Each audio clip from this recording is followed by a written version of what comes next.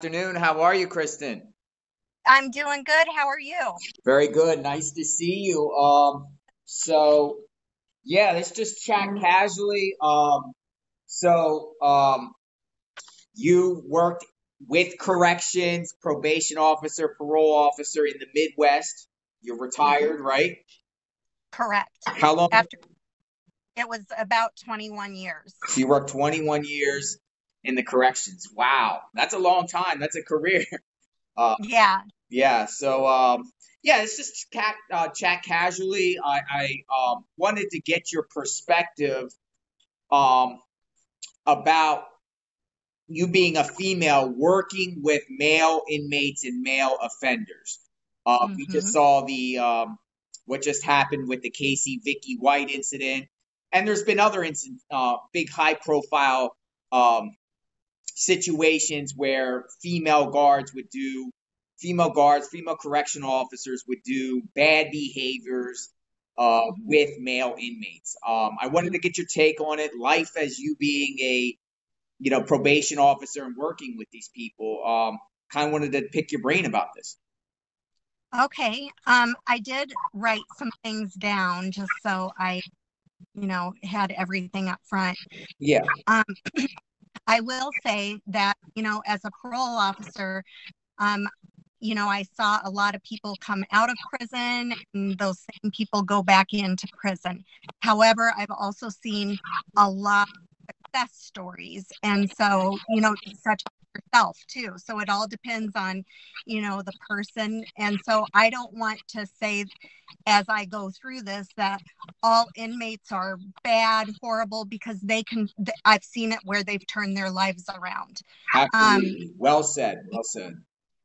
Another thing, as far as the prison goes, because I have had interactions in the prison, um, for a CO, that's one of the riskiest professions. And I know that statistics show because it's so stressful that they die within 5 years usually of retirement. And so that's just because of all the extra added on stress. You're saying female correctional officers or males or just correctional officers in general? Correctional officers in general. Wow, I did not know that stat. Their life expectancy is about 5 years after their retirement. So why is So that? Just you said stress. yeah, because they're constantly having to work under an amazing amount of stress and always watching their backs. And also there's overcrowding now at prisons, and I know officers that are having to work mandatory overtime, and they're tired. And so just but mostly it's the stress and the stress on the body, mentally, physically, everything like that. Is it Yeah. just are they like, for instance, I read with the borough prisons, right? I was in the federal borough prisons, federal prison, and I read recently that they're having a hiring problem, right? And they don't have enough staff to man these units. So what they're doing is actually pulling people from other positions in the jail, like cooks and medical staff, female and male, to work these units that are not trained and qualified to be around these inmates. Um, what's your take on that? Yeah, I've heard about that. I haven't seen that, but I have heard about them pulling people, and they're not properly trained. But what I did want to get at is, I have seen female COs be successful. I've seen them retire from the, corrections, and they have been phenomenal. That being said, I'll also say though that those female COs had solid boundaries. And that's the thing, some of these guys can be very, very manipulative. And it can start off with, hey, can you print this for me? Can you look something up on the internet for me? And So if they're if they're the they're they're, they're manipulating their way in and breaking down the correctional officers' boundaries and barriers per se. Once you do a exactly. small favor, then they ask for another, and they ask, and it progresses into possibly something worse. Exactly. And so that's why I'm saying that if you do have a female CO in an all-male facility, they need to have those strong boundaries. And how do you interview for that? Time will tell. Also, I wanted to say that because I've seen this too, if you have a female CO, there's certain things they can't do, such as strip searches, and so that puts it on another male CO. And like I said, they're short staffed too. And so it's easier probably to get things in, because if you're pulling a male CO to go do a strip search, the female CO may be manning the desk, then Exactly. Yeah. So, do you think it is appropriate for female correction officers to work a unit with 100 inmates? Because a lot of these units are like pods and they have 100 inmates alone. You really put me on the spot there. Yeah. My initial reaction is no. Yeah. And that's just being transparent, because if they're working there, one, they should always have someone that has their back. There should never just be one. Allegations can fly, whatever. But no, I don't feel that they should. Another reason being is because, let's say when I was at the prison and I walked across that yard, and you know what it's like, walking. Sometimes it's a length of a football field. And, there are thousands of inmates on the, along the fence line. Exactly. And they're huddled maybe in their certain gangs, and so as a female, when you're walking that yard, it can be intimidating. Why? Why? Explain what happens when you walk the yard and what the inmates do. Because I know, I just want to hear it out of you. Well, you'll definitely get cat calls. And the problem with that is you don't know, the vicinity of where it came from, but you can't police everything. You could know the vicinity, or is that really something that you want to have someone try to look at the cameras about, because there's much bigger problems? But just that type of stuff, the cat calling, or just trying to stop you to be able to talk to you, even. So what I've learned as being an inmate in the unit, and I seen in the federal bureau of prisons where one female staff alone would be working the unit. They have units when I was there of 128 inmates, right? So when the female is coming onto the unit, you're like, hey, this shift is sweet. We can get over on this woman. One, she's not going to shake the cells down. She's not going to pat any inmates down coming in and out of that cell, and she's just going to sit inside her office. So anything goes. And usually what happens when a female's on the unit is, if you have gripes and grudges with other inmates, you can handle that without knowing the staff is going to do anything about it.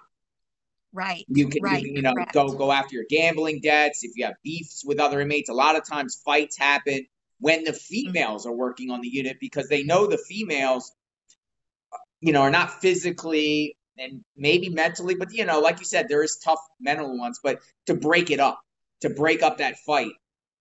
Right. They might call it in, but it's going to take a while for the cavalry to come into the unit to break that up. Yes. And I've also seen fights on the yard where, I've seen the male COs running into the fight and tackling the guy, and just women. Sometimes our stature, I'm 5'3.5", and 100 and some odd pounds. And so I'm not going to be able to tackle someone, Yeah. I'm not saying that there aren't female COs that couldn't do that, but it takes a very, very precise, special woman to work in a prison. And like I've said, with solid boundaries, because women also, Jonathan, we're nurturing. We're built that way also, to be nurturing. And so what I found out for me I had to wear different hats. I am not like when I was in the prison or when I was a parole officer, um, you have to put on a different hat than when I get home, because people at home are like, you're so sweet, you're so nice. But then they've also heard me on the phone talking, and then they're like, you're a completely different person when you're doing, your job. Why did you get into corrections in probation officer, parole officer? Why did you decide to take that career? Yeah, I actually fell into it because I worked at a youth shelter care, and I had a teaching degree, and I didn't want to move at that time to, use my teaching degree. But I knew I never wanted to work with kids. After I worked at youth shelter care, I'm like, I would prefer criminals over kindergartners or, youth anytime. And so this position came open, and one of my coworkers told me about it. So I applied as a residential officer in a halfway house. And then I got promoted to probation parole officer. And then after that, I also was on the sex offender unit, but also a STG intelligence officer. So, Well, how old were you when you started? how old was I? Yeah, early 20s. Yeah, I was like, because I'm 50, I'll be 51 now. So let's say it was 20. Well, I started in 1999. 1999. Now, different states, different state prisons, and you're from the Midwest. I don't know if you want to say where you're from, but you're from the Midwest, and, different prisons have levels of securities, and some prisons are rougher than others and whatnot. The way these states hire females or anyone to work for their prisons, I mean, you don't necessarily have to have a prior experience in military or law enforcement. I mean, as long as you have no criminal record, and you can get hired, more or less, right? Female? Correct. I have seen it, though. As far as parole officers go, it's very hard to get into those jobs right away. Mm-hmm. Like I said, you start out as a residential officer or something, but no, I did not have prior experience or anything like that. And I'm seeing that, like I said, the overcrowding and people are COs are having to work overtime, and so the pool isn't what it used to be, is what I'll say. The pool to be a CO is not what it used to be. All right, so let's talk about while you were on the job as being a female, working around offenders, and any bad experiences ever happen. Any guys try to do anything bad to you, whether it's assault, sexual harassment, anything like that ever happened to you? No, I didn't have, as a probation parole officer, I will say that, you have, because you get warrants or whatnot, you may have some people try to intimidate you. Excuse me. And so, as far as anything bad, I wouldn't say that there was anything that I feared. Actually, I'll take that back. There was one time where I got a warrant for a guy, and because he had escaped from the halfway house. And so I did have the police doing drive-bys of my house and surveillance and stuff like that. Oh, wow. And so, yeah. But I'd say the most that I ran into, like inside the prison, because, as a teacher inside the prison, was just, hey, can you look up this for me? Can you print off this? Print in off my like what? Like an article, a picture on Google? Just print off something Yeah. from the net.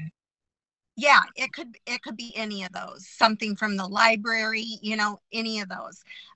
Even like they have those earbuds, to block out noises, but they also sell those on the yard Yeah. for like gates and stuff.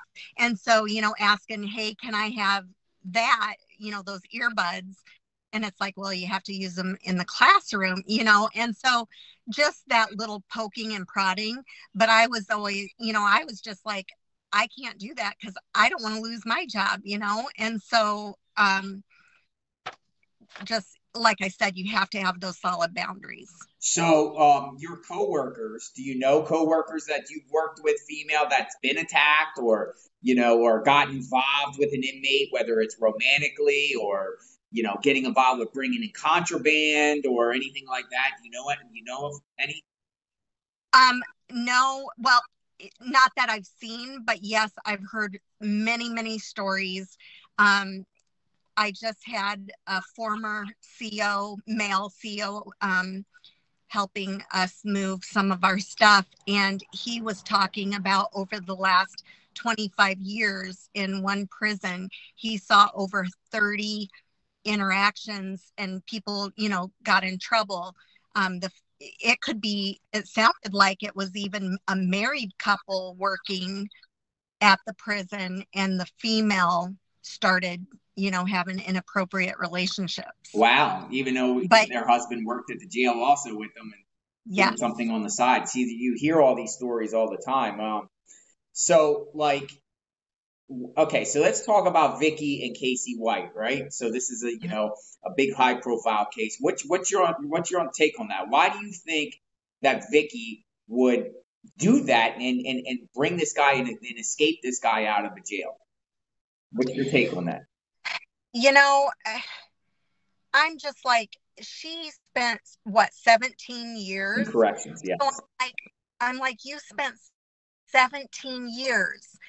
I'm sure she's seen those things happen as well, but I'm like, what would make her do that? And the only thing I can think of is low self-esteem, and somehow he got in, and maybe she figured she couldn't get out because she already was providing favors with extra food or whatever.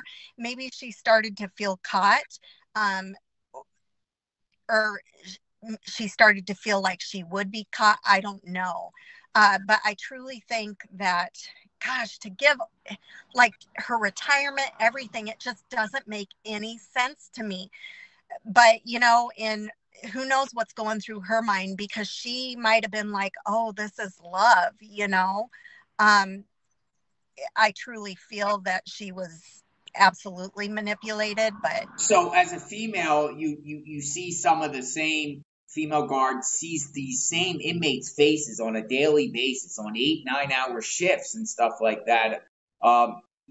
They could probably develop some sort of feelings for these, like you said, if females are nurturing and stuff like that, do they just feel sorry, or do they have a fantasy in their mind and then they just cross over that fantasy into reality and then actually do something with these people? I'm just curious. I think that would be my best guess too, is that they develop this fantasy of what it would be like, perhaps. And I've seen, like, when I've been in the different pods and stuff, where, the COs are at the front desk, and you'll have certain people that constantly come up and just want to hang out and talk and everything. And I know that they develop, I don't want to say friendships, but it's a respect that I've seen I've seen it amongst the males, because that's who I didn't really work around the female COs, because it seemed like to me the female COs were more on second shift. Yeah. It seemed like, but probably second shift because they're newer and that's the shift that's available. Yeah, and also, and I seen it all the time. Female will come on the unit, work inside their office. Inmates, like you said, will come over. Certain ones, the same ones, will go over and try to talk to them and whatnot. But the other inmates see what's going on. The other inmates are seeing who's talking to who and stuff like that. And I'm hearing with Casey and Vicky White is the other inmates were seeing the extra food and the extra privileges that Casey was getting from Vicky. I wonder why she wasn't like reported or like pulled off that unit or pulled away from him earlier. Yeah, I've wondered that too, because you do have inmates that, and I just know this from being on the Security Threat Intelligence Committee, you do have inmates that are informants, and so I'm not sure why people didn't come forward either if they were seeing those things, because I mean, word gets out, and so I'm not sure. And then, you have her seen taking him through the Sally port and escorting him out of jail alone.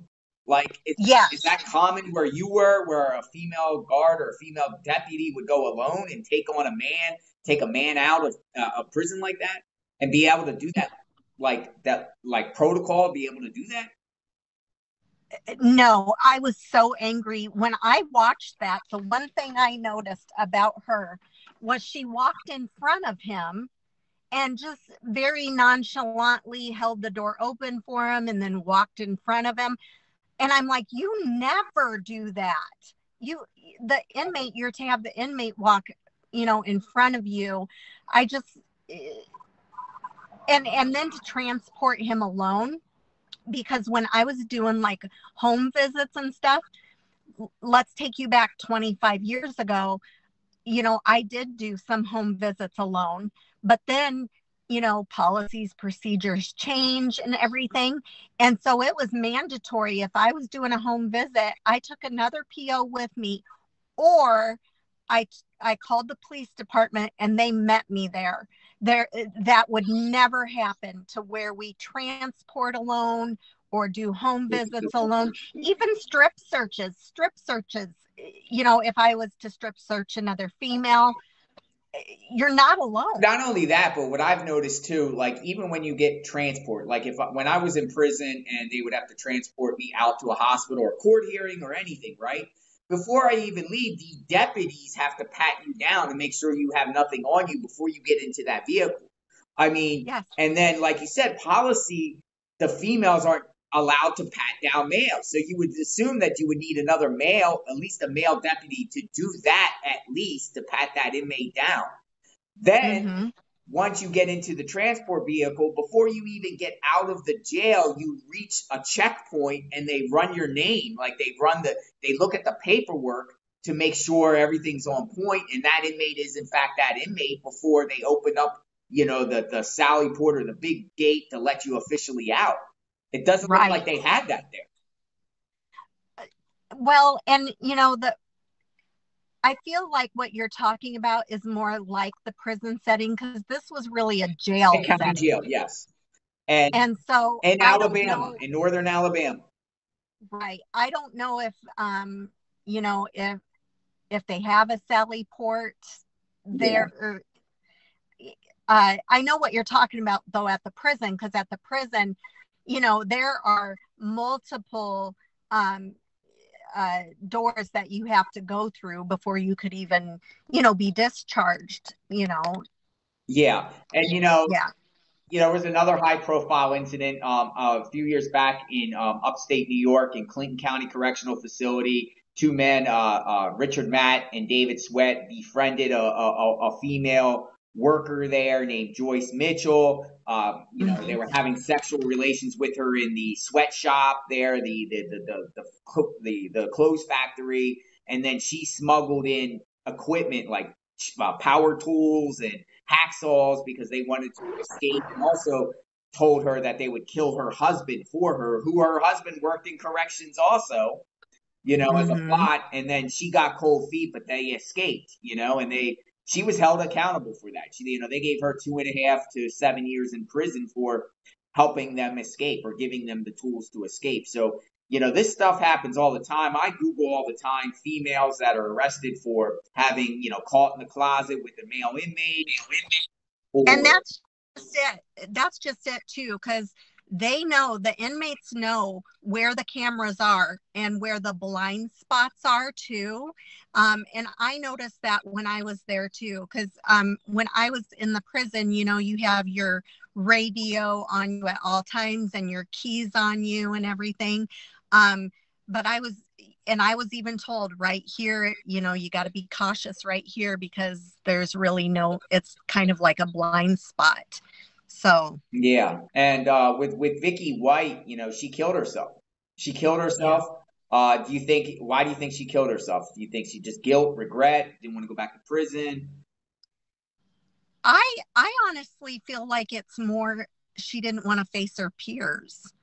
I feel like, facing her peers and then going to prison too, because being law enforcement and then you do that and then you go inside a prison, she may end up in solitary confinement, or protective custody. And so, and she had to have known all those ins and outs of protective custody and probably didn't want that either. So she thought that killing herself would be the way to go. Yeah. So anything else to add? You gave me some insight. I appreciate that. I just wanted to get like a female perspective of working in corrections and Mm-hmm. being around these inmates on a daily basis and just what occurs. I guess the last thing I'd want to bring up too is, some of these inmates, like I've said though, I have seen inmates who have turned their lives around. So I really want to give them credit where credit is due. I've also seen inmates though male inmates, and their attitude towards women is different. And I say that because they could have domestic assault charges. They're the ones that are in there for domestics, everything. And so they have a complete disrespect for female authority to start with. Yeah. Mm-hmm. Interesting perspective. So, hopefully with this incident that happened um, in northern Alabama, that they, plug up the loopholes to prevent this type of thing from ever happening in other states, and whether they're behind in the times, because you would assume that northern Alabama is a little bit, out in the middle of nowhere, and maybe like each county will change their policies and procedures on definitely not let like females be alone with inmates more. Maybe even in the jails, this could be used as a learning experience to not have females alone with male inmates at any time. Always in pairs and Mm-hmm. that sort of deal. Mm-hmm. You know, Yeah. it's unfortunate, but this is the time we're living in. Things happen. Yeah. And I know the one thing with, at least with corrections, is they're constantly looking at their policies and procedures and, changing them and everything. And so I'm sure they'll be looking at this, and they do, I will give it to the Department of Corrections or Correctional Services, because they provide some really good trainings though. And it's trainings on sexual harassment or crossing boundaries, stuff like that. And so they do educate the COs on it, but it's like once a year. Are you required, like for instance, if an inmate tried to make a pass on you or tried to bribe you or make a favor, are you required to report that? I would say yes. Um, I would say yes. There was one time where I felt uneasy. This just came to my mind, but I felt uneasy because um, this guy, and he was a really big guy, came into my classroom, and he had no business to be in there because he wasn't one of my students. So I did go to the captain and I reported that, because if you can report things and catch them, nip them in the bud right away, that's the best thing. Because something you may think of as little like that, oh, he just said that, more likely than not, that inmate's going to come back to see how much more they can push. So if You you give nip an inch, that you in, take a mile. That's how people are. yes, yes, yes, you give an inch and they take a mile. And so it's best to have that documented, that you reported this, and to have others aware. Yeah. It sets good boundaries, parameters, safety parameters around yourself as well.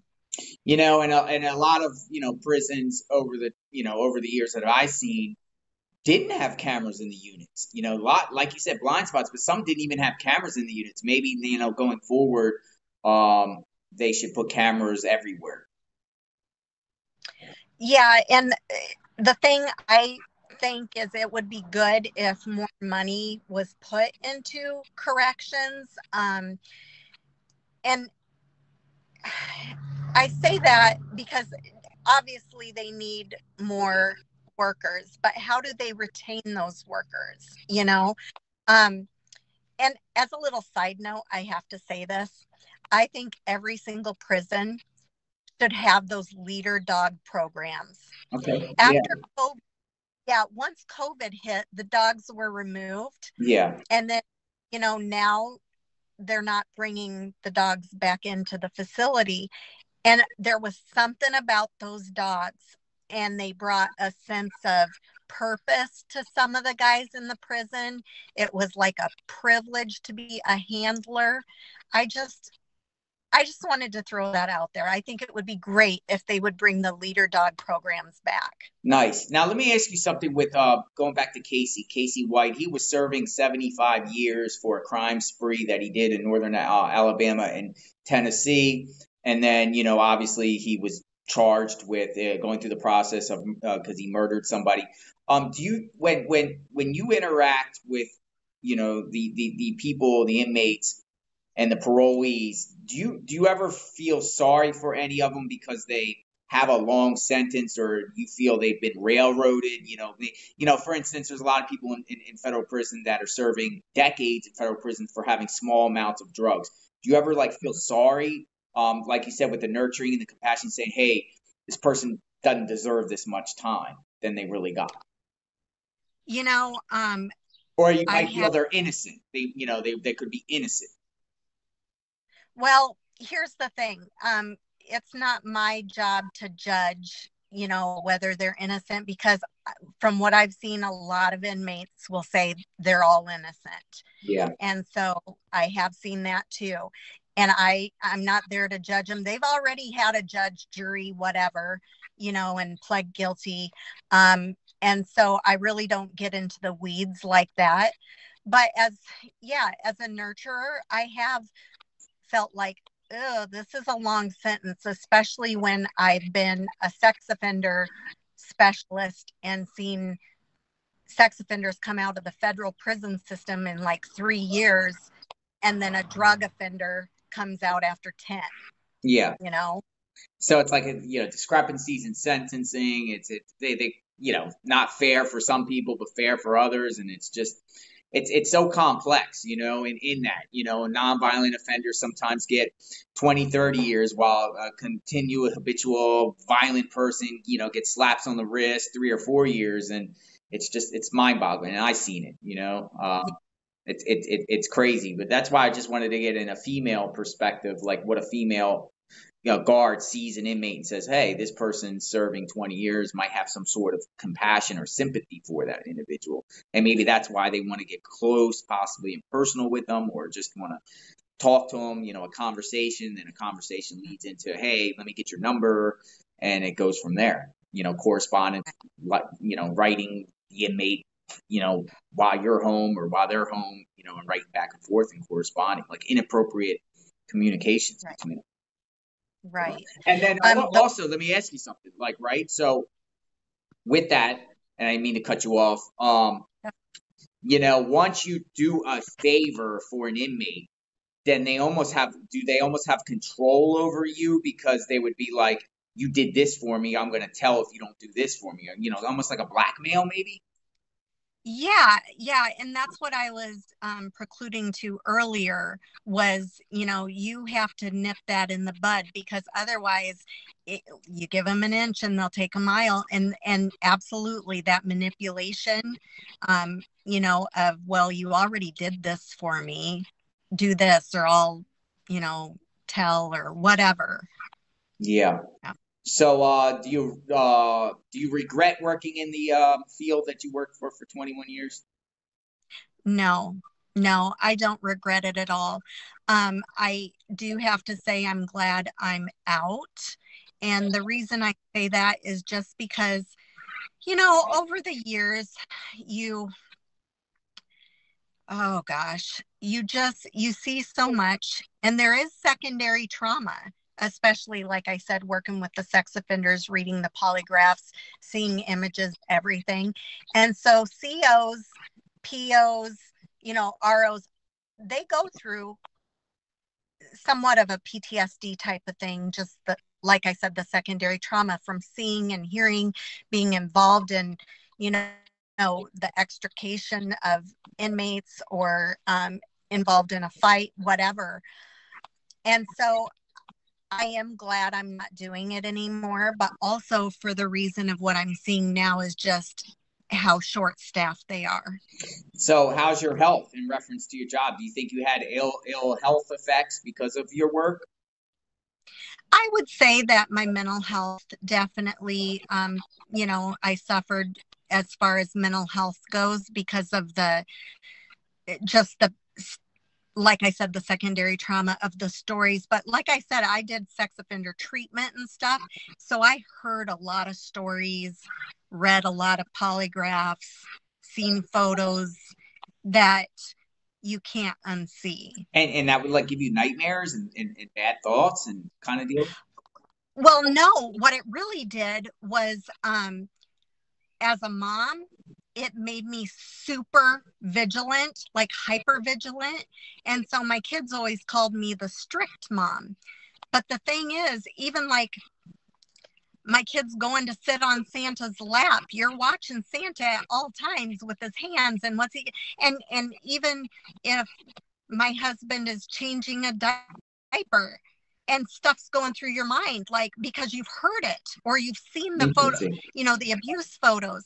And so just being like, oh my gosh, stop it. That's not happening here. Like, it's just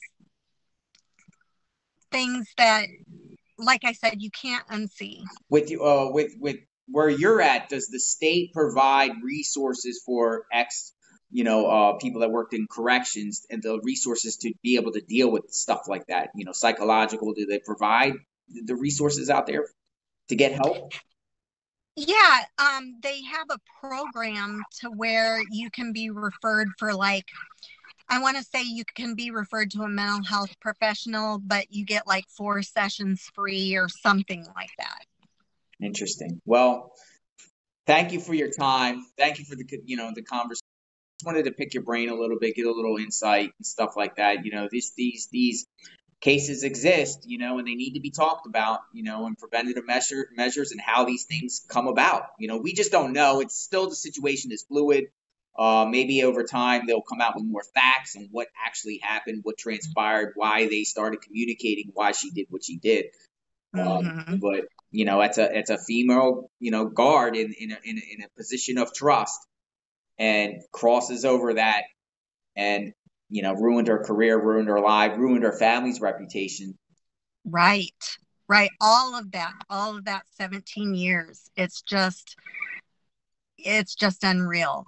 And I'm sure. And I kind of feel, and this is my nurturing side, but I kind of like, that's not the outcome I wanted to see. Maybe because I wanted answers, like, why did you do this, Vicky? Everything. But I was sad that she thought that was her only way out, like that she went to that extreme. Yeah. I don't think, if she would have got caught and she would have accepted a responsibility and went to I don't think she would have got 20 years in jail for that, but I do think that she would have got maybe like a 5 to 10 year prison sentence right. But I don't think her life would have been truly over. And then we could have had answers and stuff like that. So I guess one more point I want to make too about prisons is that it seems like you don't have lifers all at one prison. Like, there's lifers that are scheduled or that are set, in different prisons all around. And so at one facility, even though you have, let's say, 1,200 inmates, you may have 35 lifers there. Why do they do that? Why do they do that? Explain why they do that. They don't put them all in one particular prison. I mean, I know a maximum security prison because of people's, behavior inside the prison. They'll put the bad apples all together. But why do they do that? Why do they spread around lifers in multiple prisons? To keep the balance, you think? I think it is to keep the balance. But also, it seems like actually our lifers were pretty good. And I say that because they've come to terms with, they've been in for a long time anyway, you know, and they've come to terms with that's the way it is. And so they just kind of do their own thing, and they've been institutionalized. And so I do think it helps even things out a little bit. So with Casey, it just brought up a good point. You know, he was already in state prison serving a 75-year sentence. He goes back to a county jail. You would think that if he's going back to a county jail for that 5 years, he'd be in a super, the most secure, solitary confinement in that county jail, not just mingling around in general population or just freely like we see on camera. Yeah, that surprised me too. I was like, why did they bring him back there? And I guess I haven't followed it to that point where I know he was on for like a murder charge, but yeah, you would have thought that he would have been in the most restrictive environment, like solitary or being, not allowed to move around. And with that, they're in their cell almost 24 hours a day, going through the trial and the court proceedings. And when he leaves his cell, he'd come out like in shackled, escorted by 2 or 3 staff to, whether it's recreation cage or whether it's, to make seed legal or medical or whatever like that. But I've seen surveillance camera footage from that jail at multiple times where he's just walking singly, like with one guard, male or female, but just walking around without, cuffs in a county jail. Small county facility. I'm sure Lauderdale County, Northern Alabama, is a small facility, coming from a state prison serving a 75-year sentence, which is essentially a life sentence. Right. It just doesn't make sense to me. Well, Kristen, thank you for your time. Great conversation. We'll talk again. Maybe you'll be my legal analyst when these things come into play in the future, with these, unfortunately, these incidents continue to happen. And maybe I can prick your brain again on something else in reference to corrections or female officers and male inmates, that sort of deal. Yeah, anytime. Like I said, I have enjoyed, I've known you now for a few years, and you've picked my brain before. And sometimes I think you give me too much credit, but I'll try to answer as best as I can. All right. Thank you for your time. Drive safely. Yep. You enjoy your day. Thank you. Have a good day. Thank you. You too. Bye-bye. Bye.